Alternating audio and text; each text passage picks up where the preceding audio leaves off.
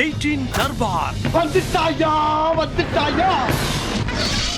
எல்லாருக்கும் வணக்கம்ங்க. இது நியூஸ் 18 தர்பார். வழக்கம் போல நம்ம நிகழ்ச்சியில் ஏகப்பட்ட விஷயம் உங்களுக்காக காத்து கிடக்கு. ஒன்று ஒன்றா மனமனன்னு எடுத்தாரம் பார்த்து சந்தோஷப்படுங்க. வாங்க நிகழ்ச்சிக்குள்ள படக்குன்னு போவோம். சீனு ஜனநாயக கடமை ஆத்துறதுக்கு வயது வித்தியாசம் இல்லாமல் எல்லாரும் தயாரா இருக்காங்கல்ல. அதுலயும் தள்ளாத வயசுலயே நான் ஆத்தியே தீருவேன்னு சொல்லி 95 வயசுல ஒரு மூதாட்டி, அதாவது ஒரு பாட்டி, ஈரோடு கிழக்கு தொகுதியிலிருந்து ஓட்டு போட்டிருக்காங்க. சரியான சீனாய் போச்சுல.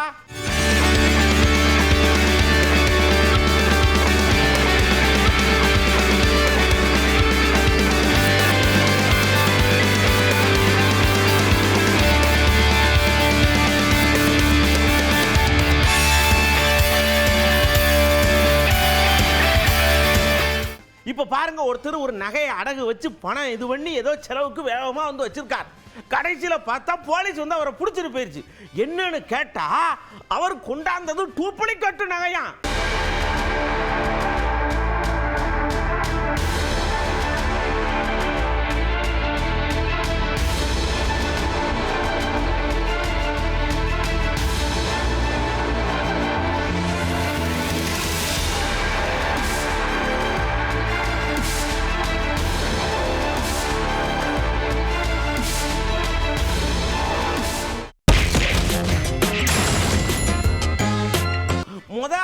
ஒருத்தர் அழகா ஆரம்பிச்சு வச்சிருக்காரு. இந்த பாசகல இருந்து வரக்கூடிய ஆளுநர்கள்லாம் இருக்காங்கல்ல, அவங்க ஆளாத மாநிலங்கள் எல்லாம் ஏகப்பட்ட சேட்டை வந்தாங்க. உச்சநீதிமன்றம் கூப்பிட்டு வச்சு நங்கு லேசா கண்டிக்குது. வேற ஒன்றும் செய்யல, கண்டிக்குது. ஆனாலும் ஒன்றும் கேட்க மாட்டேங்க. திருப்பியும் கண்டிக்கும் போல் இருக்கு அப்படின்னு சொன்னது யாரு தெரியுமா? நம்ம காங்கிரஸ் தமிழ்நாடு தலைவர் செல்வ பெருந்தகை. இந்த பாஜக ஆளுநர்களுக்கு உச்சநீதிமன்றம் எவ்வளவு கூட்டு வைத்தாலும், எவ்வளவு எச்சரிக்கை விடுத்தாலும் திருந்துவதாக தெரியவில்லை. ஏற்கனவே பஞ்சாப் மாநில அரசு பஞ்சாப் ஆளுநருக்கு எதிராக தீர்ப்பு கொடுத்த பிறகு வாயை பொத்தி கொண்டு வந்து கையெழுத்திட்டு மாநில அரசுகளோட உரிமையை நிலைநாட்டினார்கள். அதே போன்றுதான் தமிழ்நாட்டிலையும் நடக்க போகுது. இப்ப 24 மணி கெடு என்ன சொல்ல போறார் ஆளுநர்? நான் பிடித்த பிடிவாதத்தில் RSS உடைய கொள்கையில் இருப்பேன் சொல்ல போறாரா?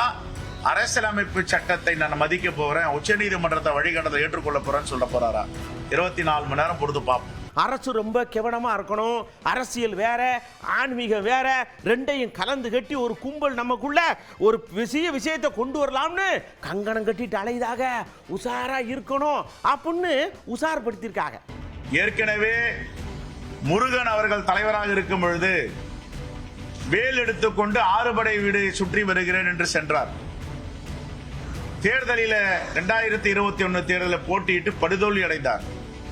அதே நிலைதான் இப்பொழுது முருகனை தொட்டு இருக்கிறார்கள். முருகன் மிகவும் சக்தி வாய்ந்த இறைவன். அவரிடம் உங்களுடைய அரசியல் எடுபடாது. அவரே உங்களை பார்த்து கொண்டிருக்கிறார். அங்கே திருப்பரங்குன்றத்தில் ஒருவர் போட்டியிடுவதற்காக திருப்பரங்குன்ற சட்டமன்ற உறுப்பினராக எப்படியாவது ஆக வேண்டும் என்று எல்லா குறுக்கு வழியும் கையாளுகிறார்கள். ஒருபோதும் 6 படை வீடின் முதல் படை வீடான திருப்பரங்குன்ற முருகன் இவர்களை அனுமதிக்க மாட்டார். அதாவது திருப்பரங்குன்றம் அங்கு பிறந்த மக்கள் மட்டுமில்லாம எல்லாருக்கும் பொதுவானது. அது இன்னாருக்கு மட்டும்தான் சொந்தம்னு ஒரு குறிப்பு கொண்டாட நினைக்கி அதை விடப்படாது. முதலமைச்சர் அவர்களே ஜாக்கிரதை, எச்சரிக்கையா இருங்கன்னு நான் போய் சொல்லிட்டு வந்துட்டோம்ரா அப்படின்னு நம்ம வேலுமுருகன் அண்ணாச்சி தான் சொல்லியிருக்கார். அங்க வந்து ஏற்கனவே என்ன நடைமுறை பின்பற்றப்பட்டதோ திருப்பரங்குன்றத்தில் முருகன் தமிழ் கடவுள் அங்குதான் இருக்கிறார். அங்கு அவர்கள் வழிபடுவதற்கோ பக்தர்கள் செல்வதற்கோ எந்த தடையும் கூடாது. அதே மாதிரி அங்கே மசூதியோ பள்ளிவாசலோ ஏற்கனவே கடந்த இத்தனை ஆண்டு காலம் தமிழர் மரபு வழியாக எப்படி அங்கே கடைபிடிக்கப்பட்டதோ அவர்கள் எந்த உரிமையை அவர்கள் அனுபவித்து வந்தார்களோ அந்த உரிமைகளை அனுபவிக்க வேண்டும். இருதரப்பு மக்களும் ஒரு தரப்பு மக்களை அனுமதித்து இன்னொரு தரப்பு மக்களை தடுப்பதோ கூடாது என்பதுதான் என்னுடைய பார்வை. எல்லா பிரச்சனைக்கும் திமுக தான் காரணம், அவங்க தான் தூண்டி விடுதாக, அவங்க தான் கொளுத்தி விடுதாக அப்படின்னு எங்களையே சொல்றீங்களே. இப்பெல்லாம் பார்த்துங்க என்ன ஆகி போச்சு அப்படின்னு நம்மளை பார்த்து கேள்வி கேட்கறலாம் அமைச்சர் ராஜகண்ணப்பன். முருகன் கோயில் அரசாங்கம் வந்து எல்லாருடைய மத சார்பற்ற அரசாங்கம் நடக்குது. திமுக அரசாங்கம் மத சார்பற்ற அரசாங்கம். நம்ம இந்துக்கள் கோயில், அதுல முருகன் கோயில் திருப்பூர் 6 படை வீடுகள்ல ஒண்ணு. அது அவர் பாட்டு அது என்ன முஸ்லீம் கொண்டு வர அதுக்கு பேர் தர்கா அது பாட்டுக்கு இருக்கு. அது 100 வருஷமா இருக்கு, இன்னைக்கு நேரத்தில் இல்லை. இப்படித்தானே கவர்மெண்ட் இருக்கு, அது வேற. அது பாட்டு நடக்குது, இது பாட்டு நடக்குது. யாருமே வந்து இது சொந்தம் கொண்டாட முடியாது. அவங்க பக்தர்கள் நேற்று போயிருக்காங்க, அது சாமி கும்பிட்டுருக்காங்க, அதெல்லாம் இருக்கு. சும்மா ஒரு அரசியல் ஆக்குறாங்க, வேற ஒண்ணு. அடுத்து இன்னொரு அமைச்சரையா வேகமா வந்தாங்க. தமிழ்நாட்டில் அமைதியா அது வாட்டுக்கு போய்கிட்டே இருக்கு. சம்பந்தம் இல்லாம நீங்க எல்லாத்தையும் கொண்டு வந்து வச்சுக்கிட்டு ஏகப்பட்ட ஏழரை எழுத்துக்கிட்டு இருக்கிய. நாங்கள் பொறுத்து பார்த்துக்கிட்டே இருக்கோம், அப்புறம் வேற மாதிரி முடிச்சு விட்டுறோம் பார்த்துக்கிடுங்க அப்படின்னு நம்ம சட்டத்துறை அமைச்சரே எச்சரிக்கை கொடுத்துக்காரலா. தமிழ்நாட்டில் எப்போதுமே எல்லோருமே நண்பர்களாக, அண்ணன் தம்பிகளாக, சகோதரர்களாக பழகி வந்த இடத்திலே இன்றைக்கு சிலர் ஏதாவது இங்கே கலவரங்களை தூண்ட முடியுமா என்று பார்த்து கொண்டிருக்கிறார்கள். நிச்சயமாக அது தமிழ்நாட்டில் நடைபெறாது. நாங்கள் இந்துக்களும் முஸ்லீம்களும் சகோதரர்களாக வாழுகிற மாநிலம்தான் தமிழ் மாநிலம். எனவே எங்களை பொறுத்த வரைக்கும் நிச்சயமாக திருப்பரங்குன்றம் விவகாரத்திலே ஒரு நல்ல முடிவு ஏற்படும். எல்லோரும் அமைதியாக இருப்பார்கள் என்று நம்புகிறோம். அதற்கு அரசு உரிய முயற்சிகளை எடுக்கும். இதை விவகாரமாக்கி அதில் ஏதாவது லாபம் அடைய வேண்டும் நினைக்கின்ற தீய சக்திகளை நாங்கள் ஒடுக்குவோம். இந்து சமய அறநிலையத்துறை அமைச்சர் சேகர்பாபு நாய்ச்சி வந்து அடுத்த வருஷம் தேர்தல் வரும்னு இப்பயே நீங்க கங்கணம் கட்டிக்கிட்டு அலையுதியா? ஏங்க, தேர்தல் வந்தா உங்க சாதனைகளை சொல்லுங்க. அதை விட்டு மக்களுடைய உணர்வுகளை தூண்டி ஏன் தேவையில்லாத கலவரத்தை உண்டு பண்ணுதிய? இதெல்லாம் சரி கிடையாது, இதெல்லாம் வேலைக்கு ஆகாது, அப்புறம் பிறகு வருத்தப்படப்படாது அப்படின்னு அவரும் சொல்லிட்டு போயிட்டார்ல. அங்கே இஸ்லாமியர்களும் இந்துக்களும் மாமன் மச்சான்களாக சகோதரத்தோடு வாழ்ந்து கொண்டிருக்கின்றார்கள். பாரதிய ஜனதா கட்சி தமிழ்நாட்டில் அந்நியப்படுத்தி அதன் மூலம் தேர்தல் லாபம் காணலாம் என்று நிற்கின்றார்கள். 2026ஆம் ஆண்டு மக்கள் வெகுண்டெழுந்திருக்கின்றார்கள். இந்த திருப்பரங்குன்றம் திருக்கோயிலை பொறுத்தளவில் தர்கா, இந்த கோயில் பிரச்சனையில் அவர்கள் எடுத்திருக்கின்ற நடவடிக்கைகளால் அவருடைய வாக்கு சதவீதம் 0 அடைந்தாலும் ஆச்சரியப்படுவதற்கில்லை. என்ன நீங்க அமைச்சர்னா நீங்க வாட்டுக்கு பேசுவீடா? அவர் அப்படி பேசாரு, இவர் இப்படி பேசாரு, நான் என்ன பார்த்துக்கிட்டு சும்மா இருப்பேன்? என் வீட்டில் அந்த மாதிரி பேசுற வேலை வச்சுக்கிறப்படாது. அப்புறம் நான் சட்டத்தை வேற மாதிரி எடுத்து கொண்டு போய் உங்களெல்லாம் அப்படியே படிப்பிடுவேன் அப்படின்னு அவருக்கு மிரட்டுறாரு. யார் தெரியுமா? நம்ம அண்ணாமலை அண்ணன். சேகர்பாபு அவர்களுக்கு சில விஷயத்தை நான் தெளிவுபடுத்த விரும்புகின்றேன். அவருக்கு திருப்பரங்குன்றத்தினுடைய சரித்திரம் சேகர்பாபு அவர்களுக்கு தெரியுமா? 1926 சுதந்திரத்திற்கு முன்பு இதே பிரச்சனை இங்கே வரும் பொழுது அங்க இருக்கக்கூடிய சப்பார்டினேட் ஜட்ஜ் ஒரு தீர்ப்பு கொடுக்குறாங்க. திருப்பரங்குன்றம் கோயில் எந்த டவுட்டுமே இல்லை, தேவஸ்தானத்துக்கு சொந்தம், மலை யாருக்கு சொந்தம், அந்த பகுதிக்குள்ள அரசு நிலங்கள்ல இருந்து அரசுக்கு சொந்தமானது. 1926 கொடுக்கப்பட்ட தீர்ப்பு என்பது மிக தெளிவா இருக்கு. திருப்பரங்குன்றத்தை பொறுத்தவரை அது முழுமையா கோயிலுக்கு சொந்தம். அதனால சேகர்பாபு அவர்கள் முதல்ல இதெல்லாம் பேசுறதுக்கு முன்னாடி 1931 பிரிவி கவுன்சிலுடைய தீர்ப்பு இருக்க படிக்கணும். சட்டத்துறை அமைச்சர் ரகுபதி சொல்றாங்க இரும்பு கடம் கொண்டு அடக்குவோம். நேற்று நீங்க அடக்கின லட்சணத்தை தானே பார்த்தோம். தமிழ்நாடு ஃபுல்லா உங்க காவல்துறை எங்க போய் யாரை பிடிக்கணும்னா, சாதாரணமா பெண்கள்கிட்ட குழந்தைகள்கிட்ட யார் தவறு பண்றாங்களோ அவங்கள போய் பிடிக்கணும். அந்த காவல்துறையை பாரதிய ஜனதா கட்சி கிட்டத்தட்ட 350 பேர்த்துக்கு மேல வீட்டுல நைட்டு 2 மணில இருந்து காவல்துறை அங்க போட்டு அவங்கள கைது பண்ணி வச்சிருக்கிறீங்க. நன்றி சொல்லிக்கிறேன் காவல்துறைக்கு. ஏன்னா அந்தந்த ஊர்ல பாரதிய ஜனதா கட்சி தலைவர்களை நீங்க பெருசா வளர்த்துக்கிட்டு இருக்கீங்க. பக்தி பரவசத்தோட காவடி எடுத்து போறதுல இருக்கிற சொர்க்கம் வேற எதுல சுகமா இருக்குன்னு சொல்லாம சொல்லியிருக்காங்க.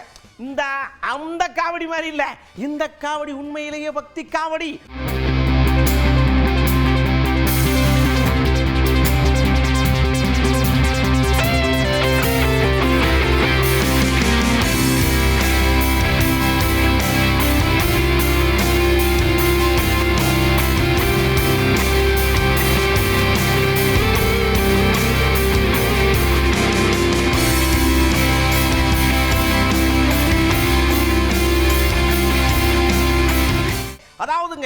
தங்கத்துல என்ன பண்ணாலும் நம்ம கண்ணை உறுத்திக்கிட்டே இருக்கும். அப்படித்தாங்க காஞ்சிபுரத்தில் ஒரு குடும்பத்தார் என்ன பண்ணிருக்காங்க, தங்கமுலாம் பூசப்பட்ட ஒரு வீணையை கொண்டே கொடுத்துருக்கிறாங்க. பார்க்கிறவர்கள்லாம் பரவசம் அடையிறாங்க.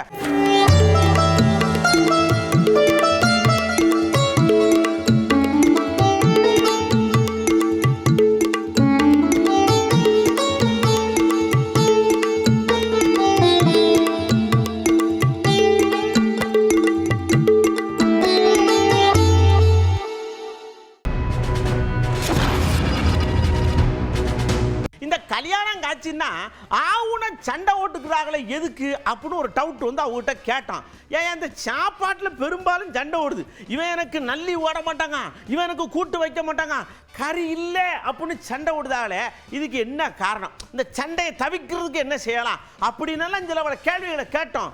சொல்லியிருக்காங்கல்ல சமபந்தி விருந்து மாதிரி. வீட்டை கட்டிப்பாரு கல்யாணத்தை பண்ணிப்பாருன்னு சொல்லியிருக்காங்க. ஒரு திருமண நிகழ்ச்சியில தான் பிரிஞ்சு போன எல்லா சொந்தங்களும் ஒன்று போல கூடும். அங்காளி சண்டை சின்ன சின்ன பிரச்சனைகள் வரும், நம்மளை பெருசாக வர வந்தாலும் சமாளிச்சுக்கிடுவாங்க.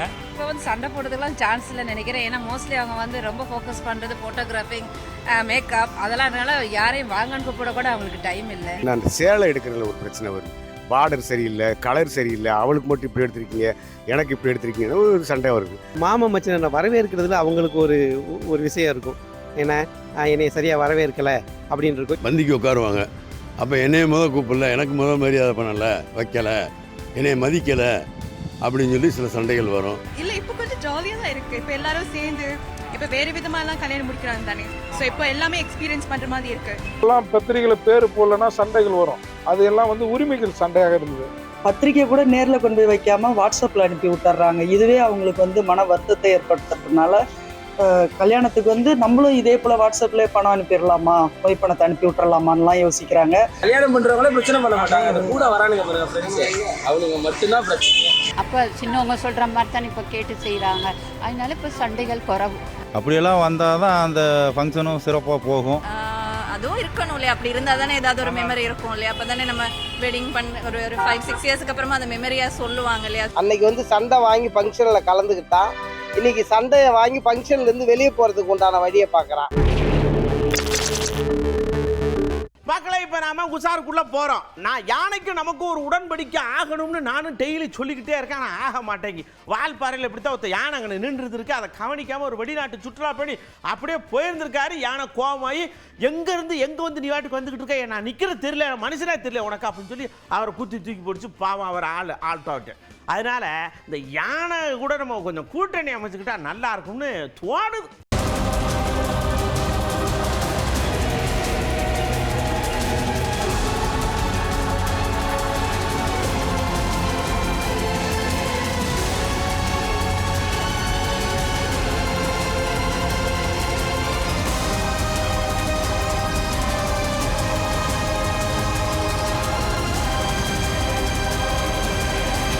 ஒவ்வொரு விஷயத்தையும் நம்ம பார்த்துக்கிட்டே இருக்கிறோம்.